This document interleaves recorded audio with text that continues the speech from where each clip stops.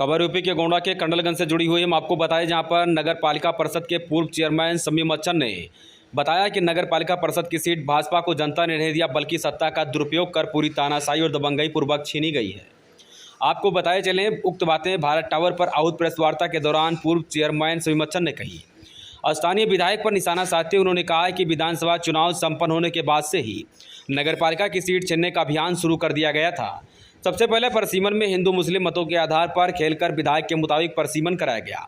उसके बाद voter list में मुस्लिम मतों को काटने का खेल किया गया। इतना ही नहीं, चुनाव नजदीक आते ही हमारे कार्यकर्ताओं का उत्पीड़न शुरू कर दिया गया।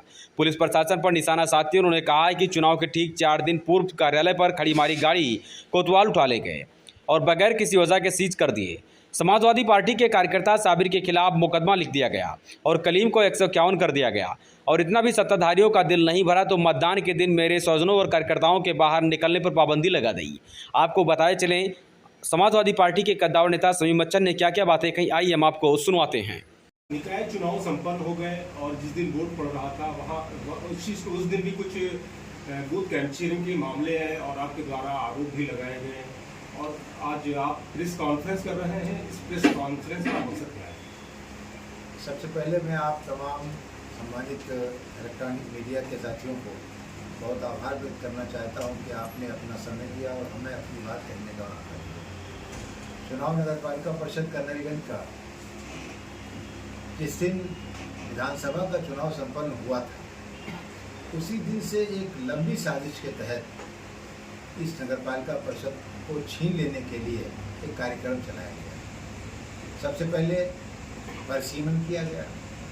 परसीमन में जो गवर्नमेंट के मानक हैं कि कौन कौन सी चीज़ें शहरी लक्षण विद्यमान हों तब उनका परसीमन किया जाता है, उसको बिल्कुल ताक पर रखकर सिर्फ हिंदू और मुस्लिम इन वोटों को निगाह में रखते हुए परसीमन किया गया। उसमें हम लोगों ने आपत्ति की, सारी आपत्तियों को जिला प्रशासन ने नकार दिया और जो स्थानीय विधायक और जो लोग चाहते थे उसी तरह के परसीमन को उन्होंने फाइनलाइज कर दिया। उसके बाद जो अगली प्रक्रिया शुरू हुई, उस प्रक्रिया में था वोटर लिस्ट का काम। वोटर लिस्ट के काम में बड़े पैमाने पर इस बात की कोशिश की गई कि तमाम मुस्लिम मत काट दिए जाएं और दूसरे पक्ष के मतों को बढ़ा दिया जाए।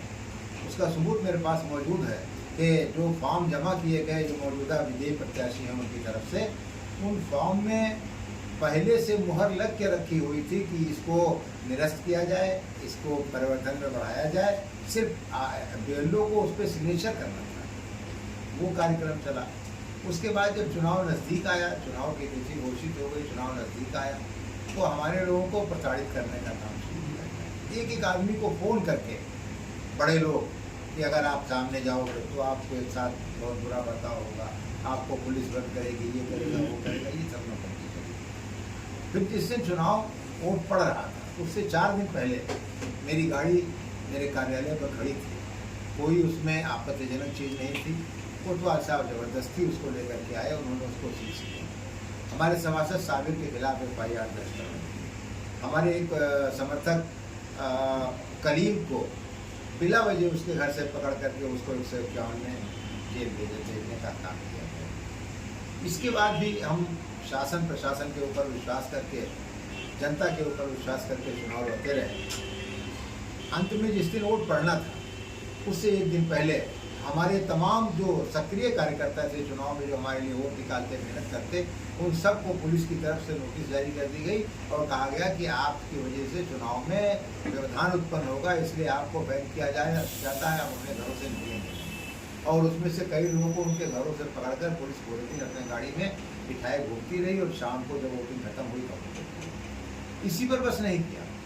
जिस दिन वोट पड़ रहा था, आप सब लोग जानते हैं, मैंने जिलाधिकारी महोदय को भी दिया है, आयुक्त महोदय को भी लिख करके भेजा है कि स्वयं माननीय विधायक जी अपने लोगों के साथ जितने भी बूथ थे, चाहे वो पिपरी का हो, चाहे वो कन्हैया इंटर कॉलेज का हो, चाहे वो नगर पालिका परिषद कंडलगंज का हो, आप सब सम्मानित पत्रकार महोदय जानते हैं कि उन्होंने खुद पोलिंग बूथ में अपने लोगों के साथ जा करके दबंगई की, प्रत्याशी को मारा और जबरदस्ती वोट छीन करके वहाँ वोट कैप्चरिंग करके अपने वोट आए।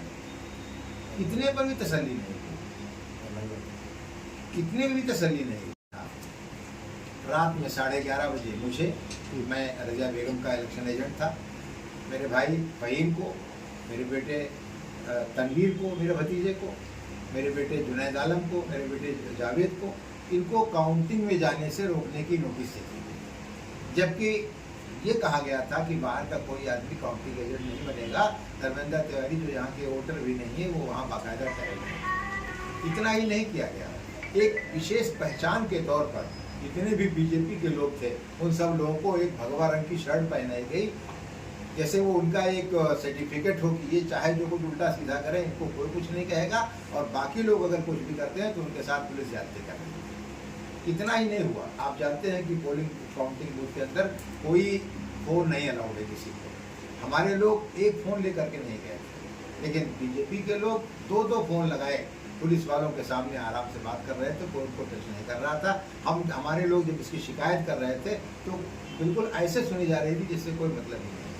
और तीसरा जो सबसे बड़ा काम उसके बाद हुआ, इनवैलिड वोट जो आरओ टेबल पर जाते थे, हमारे इलेक्शन एजेंट जो वहाँ बचे थे बेचारे वो प्रोटेस्ट करते थे, जो आरओ थे उनके पास 20 तो बीजेपी के लोग चिल्लाते थे कमल कमल कमल कमल, और अंत में अगर वो उनका होता था तब तो वो वैलिड हो जाता था, साइकिल का होता था तो उसे हटा दिया जाता था। इस तरह 730 वोट इनवैलिड किए गए, जिसमें गारंटी से 600 वोट हमारे यहाँ इनवैलिड किए। इस पर भी बस नहीं हुआ, 6वें चक्र तक मतगणना, 5वें चक्र तक मतगणना का टेबल बना करके बराबर भेजा गया।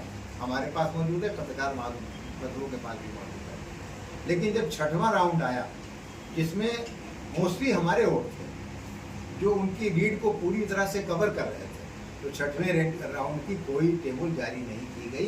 बाद में वहाँ शासन ने भेजा, वो अपने यहाँ नहीं जानते, लेकिन यहाँ नहीं जारी की गई, हम लोगों को उपलब्ध नहीं हुई। और इसी पर बस नहीं किया गया, 6वां राउंड कंप्लीट भी नहीं हुआ था कि 7वें राउंड के बक्से भी ला करके टेबल पर डाल दिए गए। इस पर कर्मचारियों ने प्रोटेस्ट किया कि हम नहीं करेंगे काम, और सारे पुलिस वाले जो एसएसबी के जवान थे वो मूर्दर्शक बन के बड़े खड़े रहे।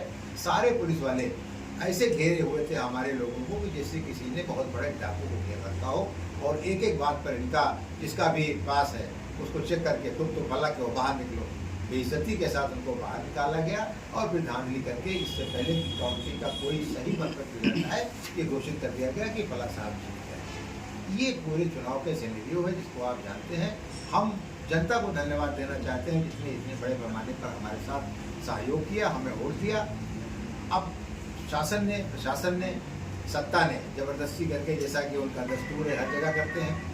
हम तो बहुत छोटी इकाई हैं, आजम खान साहब के साथ भी इस तरह का वो कर चुके हैं, तो हम तो मानते हैं, क्योंकि बहुत पहले मान्यवर ने कहा था कि किसी भी प्रकार से हमें इसको लेना है। और बीजेपी के लोग ये बात चिल्ला चिल्ला करके कहते थे कि जीते चाहे जो कोई सर्टिफिकेट हमें नहीं, तो उनकी सत्ता थी, उन्होंने सर्टिफिकेट ले लिया। मान्यवर से क्या आशा है? मान्यवर सामान्य स्थानीय विधायक। अच्छा, अगर इतनी अनियमितताएं हुई चेहरा साहब, तो आपने इसकी कोई शिकायत की या भविष्य में करेंगे? हर अनियमितता की शिकायत मैंने आयुक्त महोदय से, निर्वाचन आयोग से, माननीय जिलाधिकारी महोदय से, माननीय पुलिस अधीक्षक महोदय से, माननीय अपर पुलिस महानिरीक्षक महोदय से और कमिश्नर साहब से की है। प्रतिनिधि मंडल भी समाजवादी पार्टियों का जाकर के जिलाधिकारी महोदय से मिला है, उनको भी लिखित शिकायतें दी, लेकिन किसी शिकायत पर कोई कार्रवाई नहीं हुई। कि सुधीर सिंह कोतवाल है तो चुनाव किसी भी कीमत पर निष्पक्ष नहीं हो सकता है। सपा के राष्ट्रीय अध्यक्ष ने भी आरोप लगाया कि निकाय चुनाव में बड़े पैमाने पर धांधली हुई है, इस पे क्या कहेंगे? जो सच है वही वो भी कह रहे हैं, वही मैं भी कह रहा हूँ, और वो आप सब लोग जानते हैं, दिखाई भी पड़ रहा है। क्या है सच? सच यही है कि सत्ता शासन का दुरुपयोग करके किसी भी प्रकार से सत्ता हासिल की गई है। जनता का ये दिया हुआ जनादेश नहीं है, ये छीना हुआ जनादेश है। क्या आप न्यायालय का भी दरवाजा खटखटाएंगे? विचार करेंगे अपने लोगों से मिलकर, अगर लोगों की राय बनी तो जरूर सोचा जाएगा, और अगर ऐसा कुछ नहीं बनेगा तो इंतजार करेंगे समय का। तो क्या लगता है ये तानाशाही तरीके से ये चुनाव को संपन्न किया गया? निश्चित रूप से मैंने जितनी घटनाएं बताई वो सब क्या कह रही है, मैं थोड़ी कह रहा हूँ, घटनाएं स्वयं कह रही हैं। माने विधायक को जाकर के बूथ कैप्चरिंग करना, हमारे लोगों को, उनके घर के लोग जो परस्पर के रहने वाले हैं वो वहाँ काउंटिंग करवा रहे थे कर्नलगंज की, उसमें पुलिस उनको कहने के बावजूद भी हटा नहीं रही थी। और कितना करेंगे, सिर्फ इतना ही तो बचा था कि हमको हमारे परिवार वालों को ले जा करके अपना मार दें, गोली मार दें, इतना ही बचा था, इससे ज़्यादा तो कुछ नहीं बचा था। तो अभी आप क्या चाहते हैं? अभी हम जनता को धन्यवाद दे रहे हैं, प्रेस के अपने इलेक्ट्रॉनिक मीडिया के साथियों से चाहते हैं कि लोकतंत्र का चौथा स्तंभ है। तो चौथे स्तंभ की ये जिम्मेदारी है कि जहाँ सत्य की हत्या हो रही हो वहाँ कम से कम वो अपनी आवाज़ बुलंद करें, इसीलिए आप